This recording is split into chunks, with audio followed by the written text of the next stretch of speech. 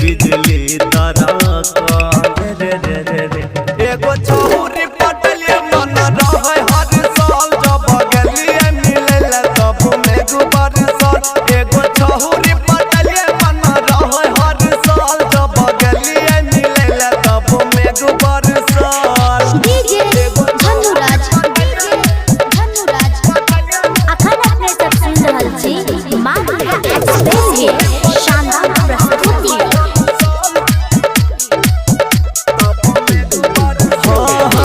हरदम चक्कर में रह के ओकरा पटलिए लइके मन करत रहे होठो में सटलिए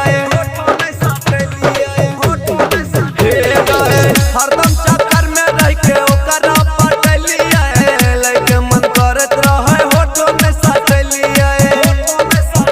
हम मिले ला बोलिए मन के सारा धाजा गलिए चलल प्यारा वाला बात हम राख फरक रे एगो छौरी पटलिए मन रहे हर साल जब गलिए मिले तब मेघ बरसल। एगो